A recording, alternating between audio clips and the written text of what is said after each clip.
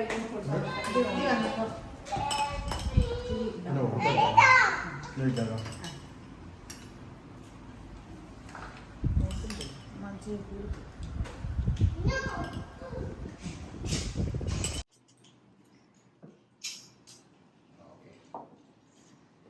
നമ്മുടെ ബ്രേക്ക്ഫാസ്റ്റ് ഉണ്ടോ?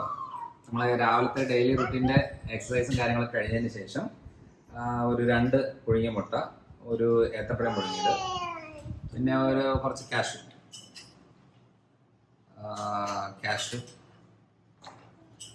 പിന്നെയുള്ള കാര്യം എന്ന് വെച്ചാൽ ഇത് സാധാരണ ആളുകൾ ഇതിൻ്റെ കൂടെ കഴിക്കുന്ന കുറവാണ്, എന്നാലും ഇത് തേങ്ങ ചിരണ്ടിയത് എന്ന് പറയും. ഓക്കെ, ഇത് ഇത്രയാണ് സത്യം പറഞ്ഞാൽ. ഇത്രയാണ് കോമ്പിനേഷൻ. പിന്നെ ഇതിൻ്റെ നമുക്ക് ഈ പല ആളുകൾക്കും വെയിറ്റ് കുറവുള്ള ആളുകളുണ്ടല്ലോ, അവർക്ക് ഇതൊക്കെ എടുക്കുമ്പോൾ കുറച്ച് വെയിറ്റ് കുറഞ്ഞ പോലെ തോന്നുവാണെന്നുണ്ടെങ്കിൽ അവർക്ക് ഏറ്റവും നെയ്യ് എപ്പോഴും നല്ലതാണ്.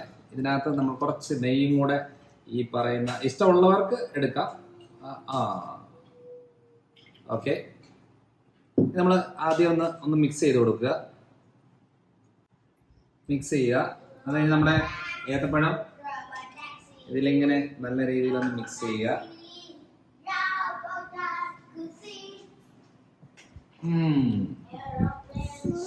സൂപ്പർ.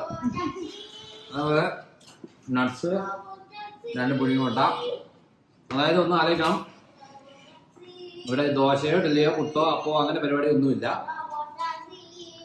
മക്കൾക്ക് മാത്രമേ നമ്മൾ മെയിനായിട്ടും അങ്ങനെ എന്തെങ്കിലും, മിനിമം ഒരു ദോശയെങ്കിലും കുട്ടികൾക്ക്, കാരണം കുട്ടികൾക്ക് കാർബോഹൈഡ്രേറ്റ് അത്യാവശ്യം വേണ്ടിയതാണ്.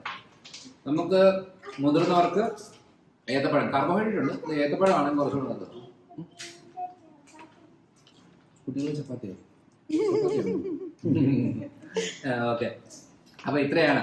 അപ്പൊ ആർക്കെങ്കിലും വെയിറ്റ് കുറയണം, ഷുഗർ കൺട്രോൾ നിൽക്കണം, ഷുഗർ നല്ല രീതിയിൽ കുറയും, നീർക്കെട്ട് വേദനകൾ കുറയണം, ഗ്യാസിന്റെ പ്രശ്നങ്ങൾ കുറയണം, അതേപോലെ സ്കിൻ കണ്ടീഷൻ, ഇതെല്ലാം കുറഞ്ഞ് വരണം എന്ന് താല്പര്യമുള്ളവര് ഒരു മരുന്ന് എടുക്കാതെ ചെയ്യണമെന്നുണ്ടെങ്കിൽ ഈ ഒരു രീതിയിലുള്ള ബ്രേക്ക്ഫാസ്റ്റ് ആക്കാനും കുറച്ചുകൂടെ നല്ലത്. ഓക്കെ,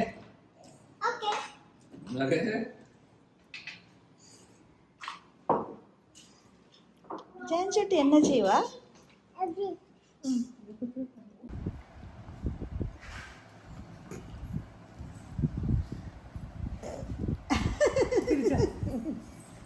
അത് ചിരി വന്നു.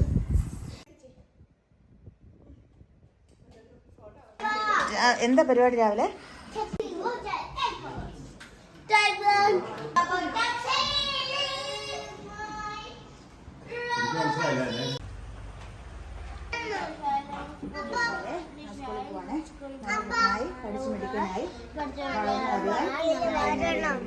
പഠിച്ചു മെഡിക്കനായി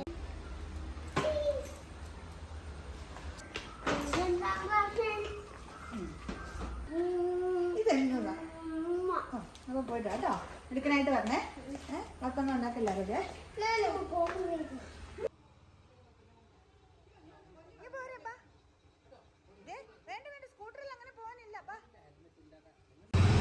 ബൈ ബൈ.